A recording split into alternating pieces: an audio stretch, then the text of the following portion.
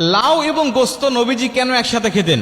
বর্তমান বিজ্ঞান এই গবেষণা করে তারা অবাক হয়ে যাচ্ছেন যে এটা কোনো সাধারণ মানুষের খাবার হতে পারে না। কারণ কোনো সাধারণ মানুষের পক্ষে জানা সম্ভবই নয় যে এই খাবারের মধ্যে এত উপকার রয়েছে।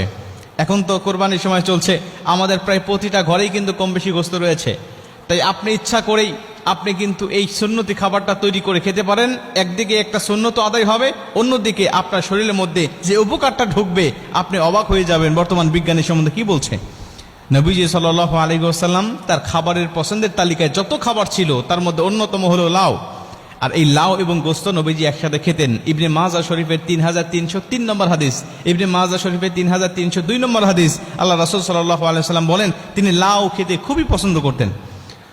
ইবনে মাজাহ শরীফের 3303 নম্বর হাদিসের মধ্যে আসছে, আনাস রাদিয়াল্লাহু তাআলা আনহুকে তার মা উম্মে সুলাইম এক টুকরি খেজুর দিলেন, কাঁচা খেজুর, বলছে এটা নবীজির দরবারে নিয়ে চলে যাও, নবীজিকে এটা হাদিয়া হিসেবে দিয়ে আসো। আনাস রাদিয়াল্লাহু তাআলা আনহু মাথার উপরে টুকরিটা নিয়ে চলে আসলেন, ঝুড়িটা নিয়ে আসলেন রাসূলকে দেওয়ার জন্য। এসে দেখলেন নবীজি সাল্লাল্লাহু আলাইহি ওয়াসাল্লাম বাসায় নেই। জিজ্ঞাসা করলেন কোথায় গিয়েছে? বলছে পাশেই মুক্ত দাসের বাড়িতে দাওয়াত খাওয়ার জন্য গিয়েছে। আনাস রাদিয়াল্লাহু তাআলা আনহু বলছেন আমি এতক্ষণ অপেক্ষা করবো এখানে, আমিও চলে গেলাম গিয়ে নবীজিকে দেখার জন্য। গিয়ে দেখি যে নবীজি খাবারের দস্তরখানায় বসে পড়েছে, তার সামনে খাবারগুলোকে সাজিয়ে রাখা হয়েছে। আমাকে দেখে বাড়ির মালিক বলছেন আনাস তুমি এসেছো, তুমিও বসো, নবীজির সাথে খেয়ে তুমিও চলে যাবে। আমি বসে বললাম, নবীজি আমাকে ইশারা করলেন, আমি বসলাম। নবীজিকে দেখলাম যে তার সামনে খাবারগুলো সাজানো হয়েছে, তার খাবারের তালিকায় অন্যতম একটি খাবার রয়েছে, সেটা হলো লাউ এবং গোস্ত একসাথে রান্না করা।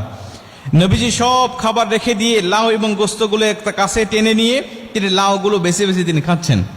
আমি বুঝলাম যে নবীজির মনে হয় খুবই পছন্দনীয়। আমিও বেছে বেছে নবীজির পাতে থালে আমি এগুলোকে উঠায় দিতে লাগলাম। নবীজি খুব তৃপ্তি সহকারে খেলেন এবং নবীজি সাল্লাল্লাহু আলাইহি ওয়াসাল্লাম খাবার শেষ করলেন, আমিও খাবার শেষ করলাম। দুজনে বাসায় এসে খেজুরগুলো নবীজি নিজে খেলেন এবং সব বিলি বন্টন করে দিয়ে নবীজি আমার টুকরিটা ফেরত দিলেন। এ হাদিস থেকে প্রমাণ হয় যে নবীজি সাল্লাল্লাহু আলাইহি ওয়াসাল্লাম লাউ এবং গোশত একসাথে খেতে পছন্দ করতেন এবং লাউটা খুবই পছন্দ করতেন, ভালোবাসতেন। বর্তমান বিজ্ঞান বলছেন নবীজির তো জানার কথা ছিল না যে লাউয়ের মধ্যে এত উপকার রয়েছে, কারণ এগুলো জানার জন্য আমরা অনেক গবেষণা করেছি, অনেক যন্ত্রপাতির ব্যবহার করেছি, তথ্য প্রযুক্তির প্রয়োজন হয়েছে। নবীর জামানায় কিছু ছিল না, নবী জানলো কেমন করে? তিনি বলছেন যে লাউ এবং গোশত একসাথে খেলে কি হয়। বিজ্ঞান বলছে যে গোশতের মধ্যে অনেক ক্ষতিকর কোলেস্টেরল রয়েছে যা মানব দেহের জন্য অনেক ক্ষতি করে থাকে। আর নবীজিও বলেছেন তোমরা গোশত কম খাও আর দুধ বেশি খাও, কেন দুধের মধ্যে রয়েছে শেফা আর গোশতের মধ্যে রয়েছে রোগ। নবীজির হাদিস দ্বারা এটা প্রমাণিত। আর বিজ্ঞানও প্রমাণ করেছে হ্যাঁ গোশতের মধ্যে রোগ রয়েছে, এটা যত কম খাওয়া যায় তত ভালো, দুধ যত বেশি খাওয়া যায় তত ভালো, এটা মানব শরীরের জন্য উপকার।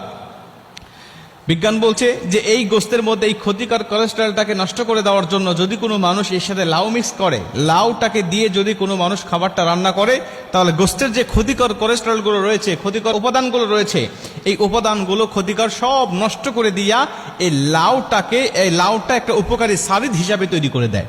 এই গোশতটাকে তরকারিটাকে উপকারী তরকারি হিসাবে এই লাউটাকে একদম উপযুক্ত হিসাবে করে দেয়। আর এই গোশত যখন কোনো মানুষ খায় তখন তার শরীরে আর কোনো ক্ষতি হওয়ার সম্ভাবনা থাকে না, তার শরীরটাকে উপকার দিয়ে আল্লাহ পাক ভরপুর করে দেয়।